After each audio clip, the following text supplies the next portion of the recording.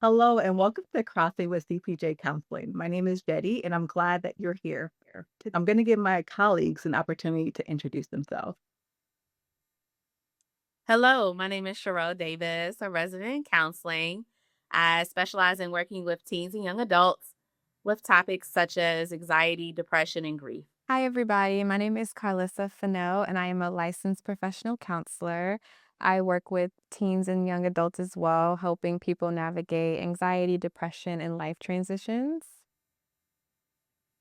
Hi everyone, my name is Mayelin Matos. I am a resident in social work and I specialize in um, adults and healthy aging. I am an EMDR trained and a lot of my work involves mindfulness. Thank you guys for introducing yourselves. Today, in our podcast episode, we're going to be talking about ADHD and not just the diagnosis of ADHD, but how ADHD has become a part of everyday language. If you open any social media app, TikTok, Instagram, LinkedIn, you're going to see ADHD trending. And more so from the point of view of people self diagnosing or, but like, oh, that's kind of ADD like. I'm going to give you some context about ADHD, and then we're going to dive into some great questions. According to the Centers for Disease Control and Prevention, approximately 11% of children in the US have been diagnosed with ADHD, which is roughly 1 in 9 children.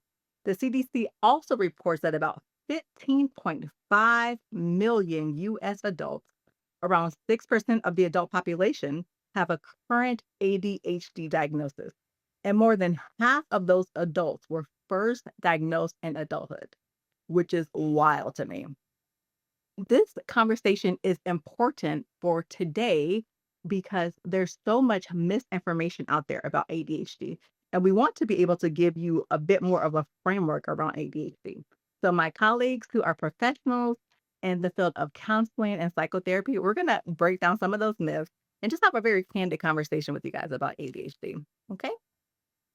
My first question to you guys, when you look at the current ADHD conversation happening online and in culture, what feels most different from how ADHD actually shows up in your clinical work?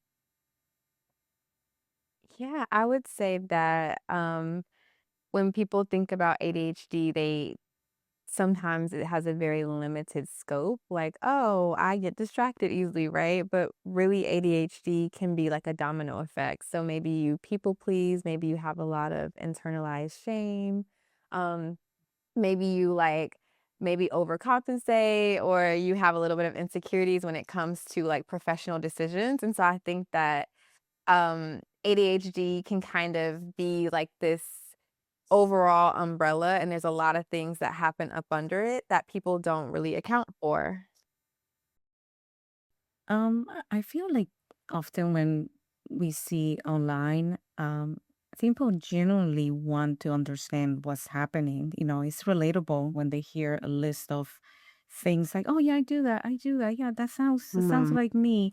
But I think it's an incomplete picture. I think it require understanding on patterns in regulation. And like Alyssa was mentioning, it don't sometimes it doesn't just it's not just you are distracted. It's a lot more than that, and it require a careful assessment to understand what's really is happening. Mm. I think also I do have a background in professional school counseling as well. And in my experience in working in the schools, along with in this now therapeutic space, a lot of what we are not really seeing is how some of these things may cross over into other potential things, but then also, like Malin mentioned, the regulation, emotional regulation of Yeah. things doesn't necessarily mean everybody has ADHD. It may just mean I'm anxious about some things or there's something going on as to why my emotions are not regulated. And if we could solve the reason why the emotional regulation is happening, that might actually solve the problem and it Mm. may not be this overarching Um, theme of I have ADHD. yeah. Yeah, that's so good. Why do you think it's such a like poppin' topic right now? Why is it trending? If you like pull up TikTok, that's like my social media choice. Like, everyone is talking about signs of ADHD, or they're saying like, "I have ADHD," so, right, they're very it's a part of their, like, almost identity. Why is that trending right now in this specific time of life? Personally, I think because of social media, the conversation around just general mental health and Mhm. diagnosing, it's somewhat normalized. Like, it's becoming a normal topic, like how we talk about the new Dunkin' coffee or the new TikTok trend, or the new Yeah. TikTok thing that you can buy off a TikTok shop, which TikTok is my vice as well. Um, it's more normalized to have these conversations, and I think people are like, I now think about like the Breakfast Club, the radio show, Mhm. based out of New York, and how one of the hosts, Charlemagne, he really speaks a lot about mental health Mm. to people, where they're coming up on this nationally syndicated radio show to talk about their experiences. And I've seen people from Gucci Man to a few other people that go up there and they talk about, oh, I was diagnosed with this, and then they're able to explore it on such a national, worldwide like spread, that now it's easier. Oh, let's just make a TikTok about this. I'm also experiencing this. Let me see what the people Yeah. say. Um, yeah. Yeah, that's so good. And I think that it's not That's that so good. it's not that it's wrong that is, the information is accessible, but I think it's incomplete. And I think sometimes that's where the trouble began because now everything looks like ADHD and, it's self-diagnosed and we carry like a badge of Mhm. I don't know, like I just do this because in sometimes it's more to it. So yeah. Yeah, I'm gonna segue right there because that's such a good point. I want to offer context in terms of what ADHD is diagnostically, right? So, as clinicians, we use a diagnostic tool to be able to diagnose ADHD. And oftentimes, you can go see a regular counselor if you're feeling like you're having symptoms of ADHD, but it is usually recommended that you go see like a specialist in ADHD to do an actual ADHD battery. And you would have to check in with the clinician that you're working with to see if they actually specialize in that. So, for the sake of giving you the actual definition, the American Psychiatric Association says that ADHD is a neurodevelopmental condition that begins in childhood and often continues into adulthood. I think that's important to note, right? Because we have that research. And I want to offer a little bit more insight into this of who this information was normed on when these diagnoses were formed is very different, right? It was mostly white males back in the day, and they did not often consider people of color or women when they were coming up with this criteria. However, we're still going to stick with the AP's criteria just so that you know what to have a conversation with your provider about. ADHD involves persistent patterns of inattention, hyperactivity, and or impulsivity. And those behaviors have to interfere with your functioning across multiple settings like school, work, relationships, and daily responsibilities. This doesn't mean that you just have difficulty focusing sometimes. It really means that like I have a hard time focusing almost all the time, every day, all the time, at home, at work, at school, right? Also, you have to consider people's developmental history when you talk about ADHD. Some people may have some developmental delays and maybe not necessarily ADHD. You have to think about cultural context when you diagnose ADHD. Like I know in the United States, we have a very interesting relationship with time versus in other countries, they have a more flexible relationship with time, right? We also have to think about the impairment. And when I say impairment, it's your functioning in these places. So when we use the word ADHD, we're talking about research-based clinical condition and not necessarily like a personality style or a social media label. And so I just wanted to give that to our audience. With that information from your clinical standpoint, so what you're seeing as a clinician in the therapy space, what do you guys feel like is the most misunderstood thing about ADHD or the most oversimplified thing about ADHD when people come in? And I know a couple of you guys have had people come in specifically, to do some testing for this diagnosis. I would say, the experience that I have is that sometimes people are like, "Oh, yeah, like, I can't concentrate," right? And they're like, "I must have ADHD." And I think that while there is some aspects of that that is true, it's still kind of like, as you read, it is more than just like, "Oh, I can't concentrate." And I think Cheryl said this earlier too, like, "Okay, well, have you been sleeping? Are you eating? Like, what are" I think making sure that we are, assessing like a Um, holistic approach, right? Like, "Oh, you're not sleeping at all," right? So, like, that could be why you have struggles with concentration.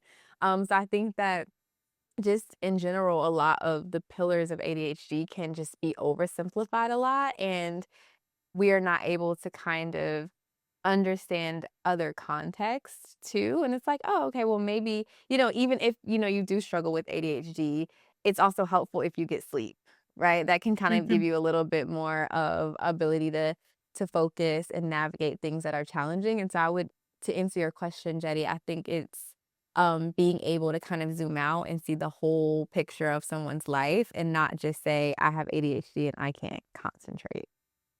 Yeah, I would agree. I was gonna say sleep is a really big thing that pops up with a lot of clients, but then also, like, what are we eating? How often are we True. eating? Do we That's drink our good. water? Do we go to our Mhm. doctor's visits for preventative care? Or do we only go when we actually broke a bone? Like those types of things. Um, we kind of put it all in the same bucket. But then I would also say too, something Jetty that you brought up, it's over multiple areas in your life, not just one thing. So if you're coming to session or you're coming to this provider to say, well, I can't concentrate at work, then we ask or we kind of go through what does it look like at home? What does it look like in social settings? Um, and oh yeah, I'm fine. Everything's great. Then it's like, all right, well, what's happening at work? So Yeah. I think again the missing the fact that it's over a span of multiple areas in your life is a really big Mm. thing as well. I think in my experience, Jody, it's often like clients, I notice that they get involved in a lot of things all at once Yeah. in that bring like an inconsistency to how they showing up. And often that gives me a sense of like what really is happening there that in that touch on impulsivity, that touch on a lot of other Mhm. things. um but yeah, it's like starting a lot of things in, there is this internalized feeling of like I Mhm. like I'm not making it anywhere, like I'm but really it's like they're spreading really thin. They are starting Um, multiple projects, and I started this book or I started this program and I can finish it. Like it's just too many things. And yeah.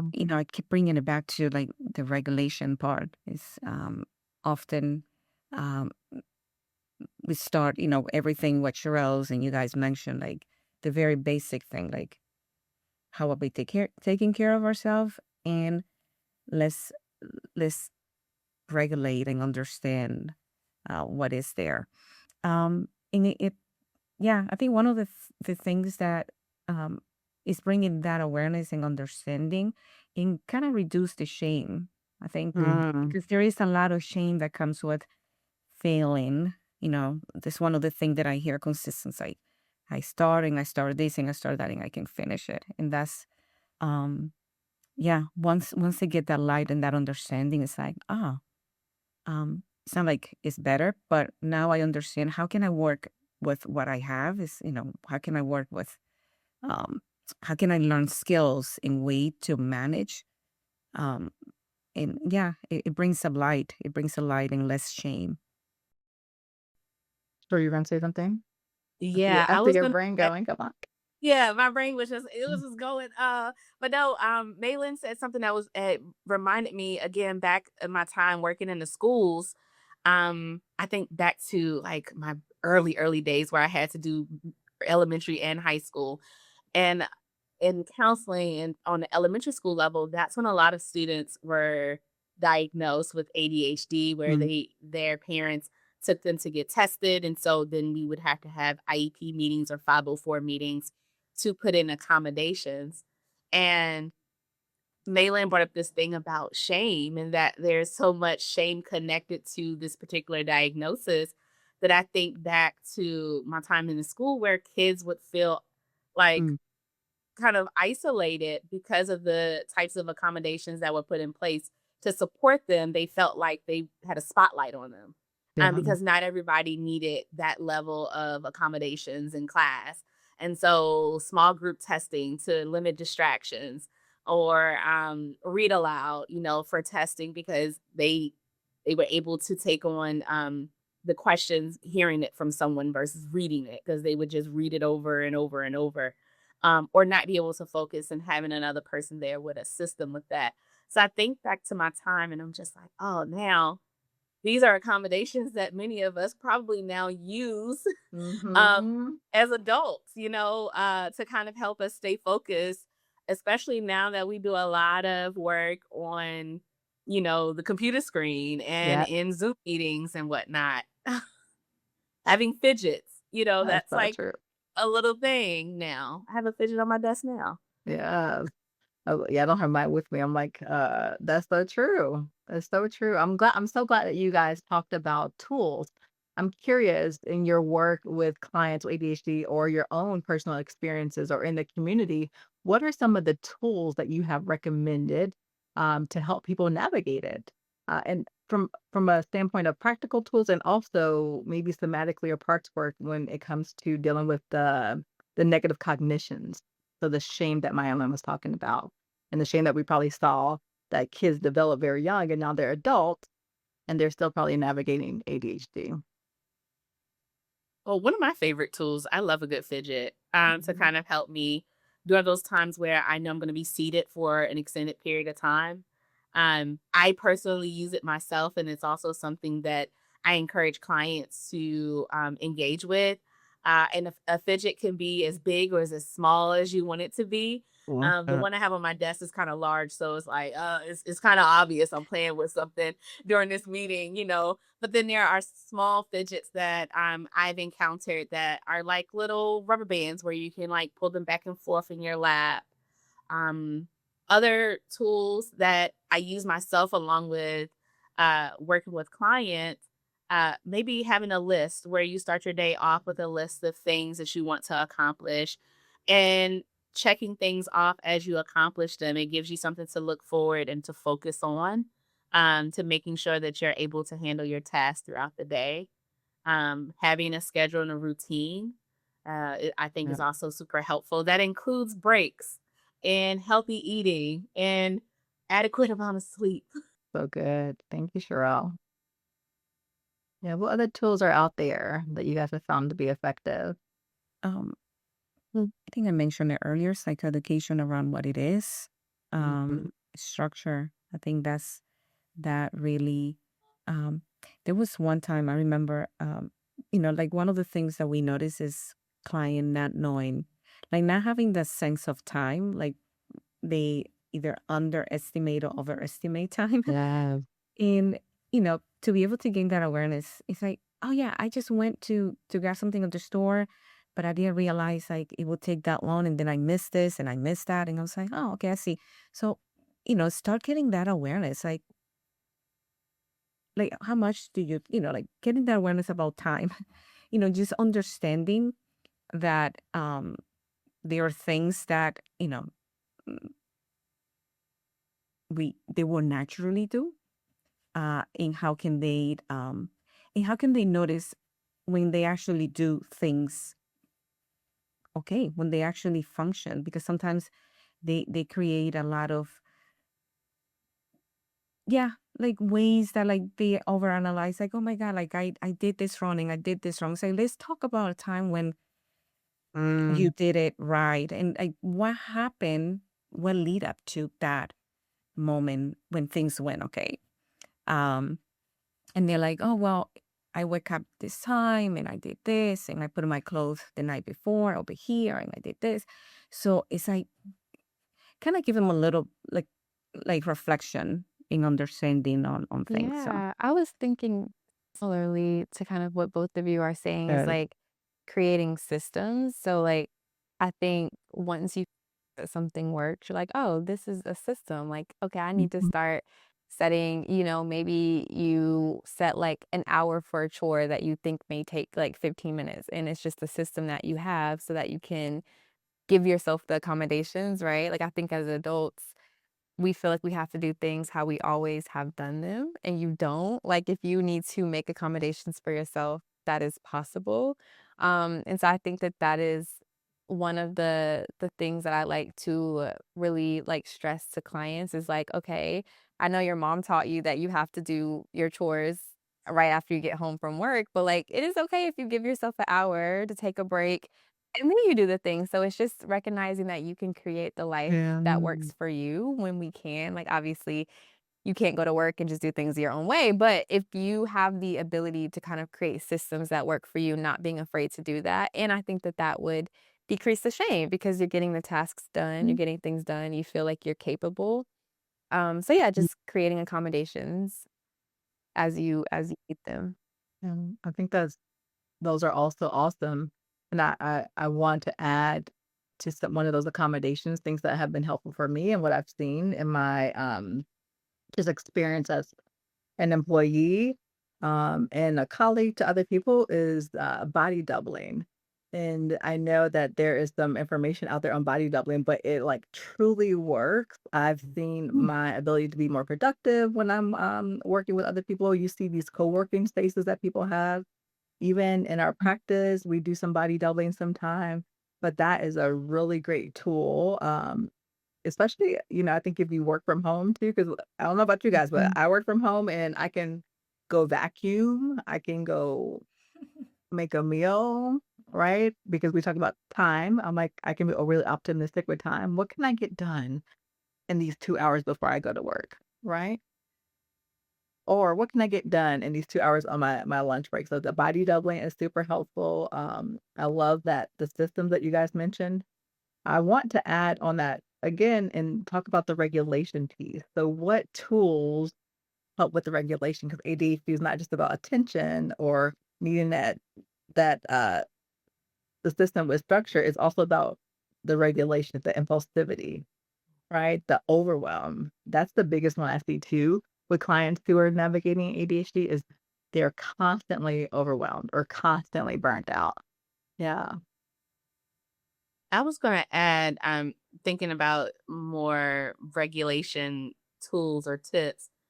Having scheduled breaks or having breaks, like where you remove yourself from that space to just kind of give you a refresh. And so I am Yeah. famous I like in that. between sessions to go outside and just take 2 minutes to get some deep breaths and to have the sun hit my face to just kind of give me just this renewal type of moment where then I can come back and I can sit and feel like I can tackle the next task.